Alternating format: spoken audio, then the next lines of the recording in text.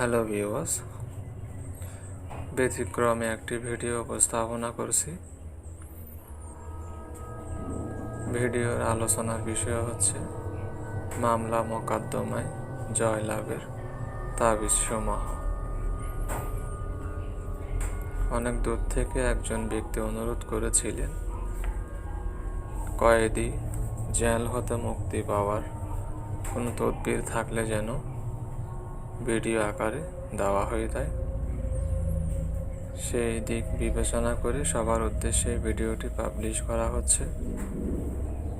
উপরোক্ত তাবিজটি কীভাবে লিখতে হবে, কখন লিখতে হবে, কোন দিন লিখতে হবে, বিস্তারিত এখানে সম্পূর্ণ বাংলাতে বর্ণনা দেওয়া রয়েছে।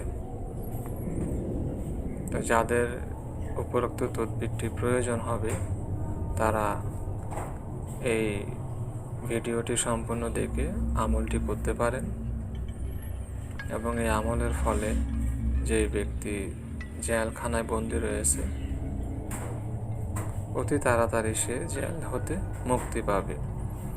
যদিও আমি সবাই জানি যে একজন কারাবন্দীর নির্ধারিত একটি মেয়াদ থাকে, ওই মেয়াদের পরে সে কারাবাস থেকে মুক্তি পেয়ে থাকে।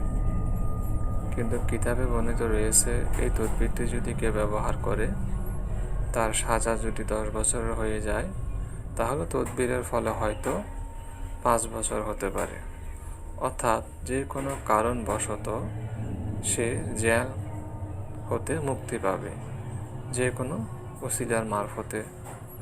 তো উপরোক্ত তাবিজটি যিনি চেয়েছিলেন তার উদ্দেশ্যে পাবলিশ করেছি। আপনাদের প্রয়োজন হলে আপনারাও এটি ব্যবহার করতে পারবেন।